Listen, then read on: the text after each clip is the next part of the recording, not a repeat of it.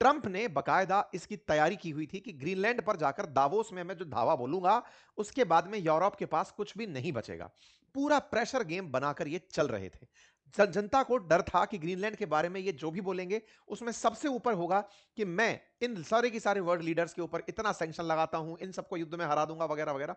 Trump एकदम उलट कर गए, और उलट कर गए इतना ठंडा पड़ गए कि तत्काल प्रभाव से बोलने पर विवश विवश हुए कि नहीं, मेरा कोई भी ऐसा प्लानिंग तो नहीं है, मैं यहां पर कोई भी सैन्य कार्यवाही तो नहीं करूंगा, और सैन्य कार्यवाही नहीं करूंगा, इसके अलावा मेरी नाटो चीफ से बात हो गई है, मैं नाटो चीफ से बातचीत कर चुका हूं, उनके कहे अनुसार ग्रीनलैंड को लेकर कुछ प्रपोजल्स पर काम कर सकते हैं। नाटो चीफ रूट जो हैं वो पूरी तरह से अमेरिका प्रो अमेरिकी हैं, उनसे मेरी बात हो गई है।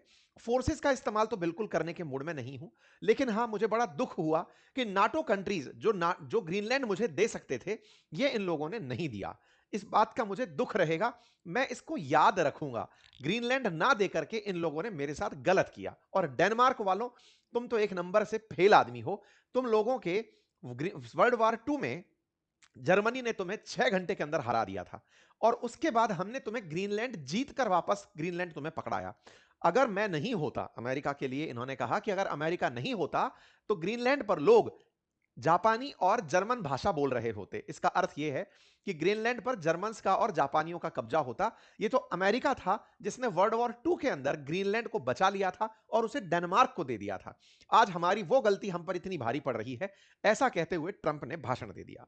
अब ट्रंप के भाषण के मायने तो हम निकालेंगे, लेकिन आज की स्थिति समझ लें कि ग्रीनलैंड पर लेकर अमेरिका का वर्तमान स्टैंड क्या है। तो आंसर नंबर 1, अमेरिका ग्रीनलैंड पर कब्जा करने के लिए फोर्स नहीं भेजेगा। एक पॉइंट क्लियर। नंबर दूसरा, अमेरिका ग्रीनलैंड को लेकर नाटो के साथ रहते हुए उसकी सुरक्षा सुनिश्चित करेगा। मतलब जो इतने दिन से यूरोप के नेता कह रहे थे कि आपको ग्रीनलैंड का इतना ही डर है, आपको रशिया चाइना का डर है, आर्कटिक क्षेत्र में हम तैयार हैं आपके साथ ग्रीनलैंड की सुरक्षा करने के लिए, आप हमें साथ ले चलो। एग्जैक्टली अमेरिका ने कहा नाटो के साथ मिलकर के ग्रीनलैंड की हिफाजत की जाएगी। इसका सीधा सा अर्थ है, अमेरिका ने जो ग्रीनलैंड की रट लगाई हुई थी उससे एक कदम हल्का सा पीछा खींच लिया है। हालांकि वो अभी भी युद्ध से पीछे हटे हैं, कूटनीति से वो पीछे नहीं हटेंगे। कौन सी कूटनीति? हो सकता है कि ट्रंप ग्रीनलैंड के लोगों को भड़काकर उन्हें ही डेनमार्क के खिलाफ कर दें, और वो ऐसा अवश्य कर सकते हैं जैसा उन्होंने ईरान के केस में किया। वो ऐसा कर सकते हैं जैसा उन्होंने वेनेजुएला, बांग्लादेश, अमेरिकियों ने सब जगह किया। ये ग्रीनलैंड में भी संभव है, जब वहीं की जनता, 57,000 लोग हैं, सबके अकाउंट में अगर $1-1 लाख भी डाल दिया जाएगा, वो सब बौरा जाएंगे। और ऐसे में उन सब से यह कह दिया जाए कि तुम्हें केवल डेनमार्क के खिलाफ बयान देना है, अमेरिका के साथ मिलना है, उसके बाद तो मैं लोकतंत्र की बहाली के नाम पर तुम्हें साथ ले ही लूंगा। पत्रकारों ने ट्रंप से पूछा कि सर, क्या आप ग्रीनलैंड में जाकर युद्ध करना चाहते हैं? तो हंसते हुए कहा, मुझे नहीं लगता कि उनसे हमें युद्ध करना चाहिए। वास्तविकता है, कहां अमेरिका और कहां 57,000 टोटल लोग जिनकी सुरक्षा के नाम पर डॉग स्लेड्स ही हैं। यह भी सही बात है। तो ट्रंप ना तो फोर्स के दम पर ग्रीनलैंड को कब्जाना चाहते हैं, और ना ही फोर्स के दम पर ग्रीनलैंड की हिफाजत करने आए हुए देशों से लड़ना चाहते हैं। यह उन्होंने स्पष्ट रूप से कह दिया। अब सवाल यह है कि ऐसा ट्रंप को क्या ऑफर दे दिया गया जिसके चलते वो पलट गए? या तो यह बड़ा सवाल है, या फिर वो खुद डर गए कि मैं कुछ तो ऐसा कर गया तो मुझे कहीं ना कहीं वर्ल्ड में आइसोलेशन का सामना करना पड़ सकता है। ग्रीनलैंड की जिद से पीछे हटना, या कह करके कि बाई फोर्स लेने से पीछे हटना, क्योंकि डेनमार्क को वो चिढ़ा ही इस बात में रहे थे कि तुम्हारे पास 2 कुत्ता गाड़ी हैं, उनसे जाके सुरक्षा करोगे क्या वहां की? मतलब वो बार बार फोर्स के नाम पे ही उकसा रहे थे। जिस व्यक्ति के पास फोर्स नहीं है, उसे उकसा उकसा कर इतना अघा दिया कि उसके साथ सब लोग एक हो लिए कि हम तुम्हारे साथ चल रहे हैं भाई, तुम साथ में रहो, हम तुम्हारे साथ में ग्रीनलैंड की हिफाजत करेंगे। तो यहीं से सवाल बना कि ट्रंप ने इस तरह की बातें क्यों कही। पहले डेनमार्क को ह्यूमिलिएट किया, उसको भला बुरा कहा, और उसके बाद में डेनमार्क से यह कहा कि भाई मैं याद रखूंगा, अगर चाहते तो तुम लोग मुझे ये दे सकते थे। भाई साहब, इन सारी बातों को वर्ल्ड इकोनॉमिक फोरम के इन्होंने मंच पर कहा। एक और इन्होंने मतलब शिगुफा छेड़ दिया है, और वो शिगुफा है कि अमेरिका जो है ना, उसने एक चीज का रियलाइजेशन इन दिनों लिया है। वेनेजुएला की सुरक्षा में तमाम प्रकार के सैन्य उपक्रम उपलब्ध थे। वेनेजुएला में मादुरो की सुरक्षा के लिए चाइनीज, रूसी हथियार उपलब्ध थे, ऐसा इनका मानना है। लेकिन अमेरिकियों ने बिना एक भी अमेरिकी सैनिक की जान गंवाए मादुरो को वहां से उठा लिया। इसके लिए इनका कहना है कि हमने एक ऐसी उन्नत तकनीक का इस्तेमाल किया था जिससे सारे सैनिक लगभग बेहोशी में पहुंच गए। इसका क्या मीनिंग है? इसका मीनिंग है कि इन्होंने कोई सोनिक वेपन यूज किया था, जिसके बारे में ये हिंट देते हुए निकल गए। आएंगे उस पर भी अलग से हम चर्चा कभी करने के लिए, लेकिन आकर के एक एक करके विश्लेषण करते हैं इनके पलटने का, कि ट्रंप पलटे क्यों। तो सबसे पहला कारण, यूरोपियन यूनियन फाइनली एक हो गया था। मैंने कल के सेशन में भी आपको बताया था, ईयू बनाम यूएस हो गया था। दावोस के अंदर खुलकर यूरोपियन यूनियन के लीडर साथ आ गए थे, और साथ आकर के उर्सुला वॉन डेन ने भी बोला था, और स्पेन की भी तरफ से यह बात बोली गई कि अब यूरोप को अपनी डिफेंस फोर्स बनाने की आवश्यकता है। हमें नाटो नहीं, अपनी सुरक्षा के लिए अपनी फोर्स बनानी होगी। यह बड़ी चर्चा थी, वेडनेसडे के दिन बाहर निकल कर आई कि हमें एक ज्वाइंट आर्मी बनानी होगी जो यूरोप की सुरक्षा करे। दूसरा, दुनिया के जितने भी राष्ट्राध्यक्ष ये अमेरिका के यहां पे दावोस में पहुंचे थे, ये कहीं ना कहीं एंटी अमेरिका साउंड हो रहे थे। जैसे मार्क कार्नी ने साफ कहा था, क्योंकि ये थोड़े दिन पहले कनाडा की शरण में जाके आए हैं। जैसे ही ग्रीनलैंड पर कब्जा होता, अगला कब्जा कनाडा पर होता। ऐसे में ये साफ साफ कहते रहे कि अमेरिका का जो ये वर्चस्ववाद है ये नहीं चलेगा, सारे कमजोर एक हो जाएंगे और वो अमेरिका के खिलाफ हो जाएंगे। यही बात यूरोप बोलता गया। कल जयशंकर साहब का पुराना बयान बहुत ज्यादा वायरल हुआ, जिसमें वो कह रहे थे कि भारत की प्रॉब्लम दुनिया की प्रॉब्लम नहीं है, लेकिन यूरोप की प्रॉब्लम यूरोप को लगता है कि दुनिया की प्रॉब्लम है। यूरोप को अपने गिरेबान से बाहर झांकना होगा। पिछले साल कभी जयशंकर साहब ने यूरोपियंस को धमकाया था, उनके ही मंच पर जाकर के उनको आईना दिखाया था। कल वो वीडियो बहुत वायरल हो रहा था कि आज यूरोपियंस को जब खुद के घर में आकर पड़ी है कि ट्रंप हमारा ही क्षेत्र कब्जा रहा है, उसके बाद इनको अचानक समझ में आया कि ये लोग तो गलत वर्चस्ववाद फैला रहे हैं, साम्राज्यवाद फैला रहे हैं। ये मैडम बाहर आती हैं और ये कहने लगती हैं कि हम डेनमार्क के साथ खड़े हैं, हम किसी की संप्रभुता का वायलेशन नहीं होने देंगे। संप्रभुता के नाम पर वेनेजुएला से उसके राष्ट्रपति उठा लिए गए, आपके मुंह से एक शब्द नहीं निकला। संप्रभुता के नाम पर ईरान के अंदर बम गोले गिराने अमेरिका घुस गया, आपके मुंह से एक शब्द नहीं निकला। तो आपकी जो ये पार्शियल संप्रभुता है, जब आपके ऊपर आकर पड़ी, आपकी सॉवरेनिटी चर्चा में आई, तब जाकर आप बोल पड़े। हम लोग आपसे बहुत पहले ये बात बोल चुके थे। तो यूरोप के वर्ल्ड लीडर्स फाइनली एकजुट होने में कामयाब हुए। हालांकि उनके पास इतनी अभी भी व्यवस्था नहीं है कि वो अमेरिका से लड़ लें, लेकिन अमेरिका नहीं चाहता कि उसके चिटमंगलू जो लोग हैं जिनको लेकर वो साथ चलता है, वो उसके खिलाफ हो जाएं। वो चाहता है कि वो सबका लीडर बनकर रहे, चाहे G7 हो, चाहे नाटो हो, चाहे ईयू के देश हो। ऐसे में अमेरिकी वर्चस्व अमेरिका के जितने भी बैठे प्यादे हैं उनके खिलाफ होते ही बिगड़ जाएगा। और इसका सबसे ज्यादा फायदा उठाएंगे रूस और चाइना। क्यों? क्योंकि ये लोग धीरे धीरे लोगों के साइकोलॉजी में ये बसाने में कामयाब हो गए हैं कि हम इतने भी बुरी नहीं थे जितने अमेरिका है। चाइना के पास में पहुंच जाना मार्क कार्नी का और मैक्रोन का यह कहना कि अब आवश्यकता है कि यूरोप में चीनी फॉरेन डायरेक्ट इन्वेस्टमेंट मंगा लिया जाए, यह दर्शाता है कि कहीं ना कहीं यूरोपियन देश अब चीन की तरफ मुड़ रहे हैं। वो चीन को उस तरह से देखना चाहते हैं कि कल को अमेरिका के साथ जब झगड़ा हो तो चीन उनकी सुरक्षा करने आए। रूस उनके लिए आज भी एक अच्छा ऑल्टरनेटिव नहीं बन रहा है। उसके पीछे का रीजन है, रूस उनके साथ बॉर्डर शेयर करता है। उन्हें डर लगता है कि रूस तो उनको बहुत घनघोर तरीके से मारेगा, जैसे उन्हें आज यूक्रेन मार रहा है, यूक्रेन जैसे मर रहा है। तो ऐसे में इनके प्रति बनता जो सॉफ्ट कॉर्नर है, इस सॉफ्ट कॉर्नर से भी ट्रंप को जियोपॉलिटिक्स में अपनी बिसात सरकती हुई दिख रही है। सबसे ज्यादा जो डर है वो नाटो का है। असल में अमेरिका आज एक ही बार में लगभग 32 देशों को साथ ले जाकर युद्ध करने पहुंच जाता है, लेकिन अगर यह अपने ही देशों पर हमला करता है तो यह नाटो के नियम का वायलेशन करता है, और तो और ये यूएन के नियमों का भी उल्लंघन है।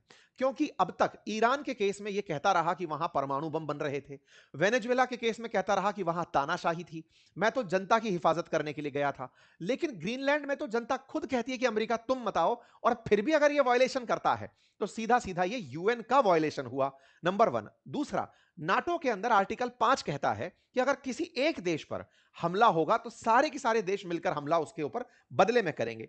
अगर ग्रीनलैंड पर हमला होगा तो क्या अमेरिका पर बाकी सभी देश मिलकर हमला कर देंगे? नंबर 1। और नंबर दूसरा, क्या नाटो उसी दिन टूट जाएगा? क्योंकि यूरोपियन यूनियन हो या गैर यूरोपियन यूनियन कंट्री, नाटो से सबकी उम्मीदें तब तक ही हैं जब तक अमेरिका संरक्षक की भूमिका में है। अगर वो इससे बाहर निकलता है तो वो अपने आप में अमेरिका के लिए बड़ी मुसीबत बनेगा। ये तमाम वो कारण है जिनसे एक बार में प्रतीत होता है कि अमेरिका ने बहुत सारी कैलकुलेशंस प्लस माइनस में करके, और जब रिटेलिएशन निकल कर आया तब ये बात समझ ली। लेकिन इन सबसे जरूरी बात थी नाटो के मार्क रूट के द्वारा उन्हें समझाई गई बात। उस बात में उन्हें कहा गया कि सुनिए महाराज, आपको आयरन डोम की तरह गोल्डन डोम बनाना है। एग्री? बोले हाँ। आपको इस काम के लिए ग्रीनलैंड की जरूरत है। आप यही तो कहते हो कि रशिया और चाइना से आने वाली मिसाइलें ग्रीनलैंड के ऊपर से उड़कर अमेरिका तक आएंगी। तो हम आपको आपके गोल्डन डोम को बनाने की जगह दे देते हैं ना महाराज। आप ग्रीनलैंड में बनाइए ना। आप ऐसा गोल्डन डोम बनाइए जिससे आप भी सुरक्षित रहें, ग्रीनलैंड भी सुरक्षित रहे, और उस गोल्डन डोम की जद में आने वाला हर देश जो आपका अपना है वो सुरक्षित रहे। तो नाटो चीफ के द्वारा इन्हें प्रपोजल जो दिया गया, वो प्रपोजल था कि ग्रीनलैंड में आपको जो सुविधाएं विकसित करनी है, अमेरिका को अपने सैन्य बेस बनाने हैं, आपको आयरन गोल्डन डोम बनाने के लिए वहां पर सैटेलाइट्स लगानी है, रडार लगानी है, आपको जो करना है करिए, लेकिन इन सबको करते समय आप उस पर कब्जा करें, यह बात तो सही नहीं है। नाटो क्यों ना एक यूनिट बनकर चले, अदरवाइज नाटो टूट गया तो जिसके लिए हम सब एक हुए थे, सारी मेहनत पर पानी फिर जाएगा। यह बात भी अमेरिका को समझाई गई। इस बीच में एक खेला और हुआ, और वो खेला था अमेरिका के साथ में ट्रेड वॉर का। असल में अमेरिका आज तक दुनिया के किसी भी देश को पनिशमेंट देने के नाम पर टैरिफ की धमकी देता आया था।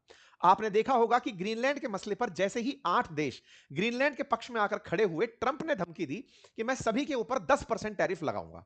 इस बात से यूरोपियन यूनियन के देश चिढ़ गए और उन्होंने तत्काल प्रभाव से अमेरिका को ही पटखनी देते हुए कहा कि यदि आपको लगता है कि आप टैरिफ लगाएंगे तो यूएस और ईयू के बीच में होने वाली ट्रेड डील, जिसे बजूका कहा जाता था, हम उससे बाहर निकल रहे हैं। यूरोपियन यूनियन तत्काल प्रभाव से बजूका से बाहर आ गई और उन्होंने ब्रसेल्स में, जो यूरोपियन यूनियन की संसद है जहां पर इस ट्रेड डील बजूका पर साइन होने वाले थे, संसद में उसे रुकवा दिया। और यूरोपियन यूनियन के 27 देश जो अमेरिका के साथ जब व्यापार करते हैं, तो अमेरिका जैसे लार्जेस्ट एक्सपोर्ट करता है, लगभग $350 बिलियन का सालाना एक्सपोर्ट यूएस जिस देश को करता है, उस देश ने ट्रेड डील हॉल्ट पर डाल दी। यह अमेरिका के लिए एक बड़ा सेटबैक था, क्योंकि उन देशों ने टैरिफ के बदले, क्योंकि 1 फरवरी से उन पर 10% टैरिफ लगने वाला था और 1 जून से उन पर 25% टैरिफ लगने वाला था, तो 1% टैरिफ, 10% टैरिफ लगने वाला था 1 फरवरी से, उसके खिलाफ उन्होंने ट्रेड डील ही हॉल्ट पर जैसे ही डाली, अमेरिका पीछे सरक गया और तत्काल प्रभाव से बोला कि मैं आप लोगों के ऊपर से टैरिफ हटा रहा हूं। 1 फरवरी से यूरोप के देशों पर टैरिफ नहीं लगेगा। इसका मतलब यह हुआ कि अमेरिका अल्टीमेटली ग्रीनलैंड पर यूरोपियन देशों के एक होने से घबरा गया, और उसका घबराना उसे अपने देश में भी समझ में आया, क्योंकि यूएस के अंदर जैसे ही यह बात निकल कर आई कि ईयू ट्रेड डील से बाहर निकल रहा है, वहां डर सताने लगा कंपनियों के बंद होने का, एक्सपोर्ट्स बाधित होने का और इनके खिलाफ माहौल बनने का।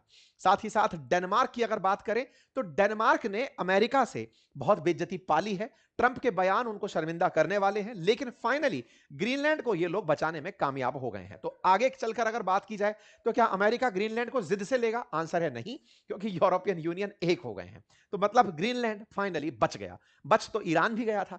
ईरान में अमेरिका पीछे क्यों हटा, उसका भी मैंने आपको कंप्लीट विश्लेषण दिया था और बताया था कि क्योंकि मिडिल ईस्ट के अंदर जो जीसीसी कंट्री थे, उन सब ने मिलकर के साफ रूप से इन्हें कहा था कि अगर आप ईरान पर हमला करने गए, हमारा सारा ट्रेड रुक जाएगा, हमारा व्यापार अटक जाएगा, आपको हमने बिलियंस ऑफ डॉलर भरकर दिए हैं, वो सब वेस्ट हो जाएंगे। ट्रंप तब भी रुक गए थे और अब भी रुक गए, यानी कि ट्रंप ना तो ईरान पर हमला कर पाए और ना ही ग्रीनलैंड पर हमला कर पाए। कुल मिलाकर के अमेरिका को अपनी तरफ से वापस आना पड़ा है। उम्मीद है कि आप सभी साथियों को यह बात समझ में आई हो।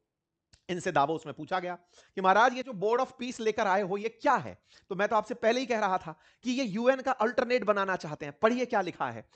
It's going to get a lot of work done that the United Nations should have done. Board of peace वो सब काम करेगा जो यूएन नहीं कर पाया था। ये ट्रंप का बयान है। There are people that have tremendous influence. I think the board of peace will be the most prestigious board ever.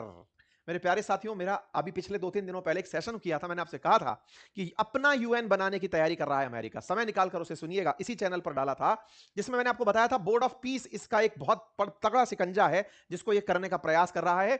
और यहां से इसके बयानों से वो बात निकल कर आ गई कि जो यूएन नहीं कर पाया वो बोर्ड ऑफ पीस करेगा। यानी अमेरिका अपने वर्चस्व में एक ऐसा गुट और बनाने जा रहा है जो नाटो और यूएन इन दोनों से अलग होगा, और वो दुनिया में केवल शांति बनाएगा या फिर कहिए अमेरिका का सिक्का बुलंद करेगा।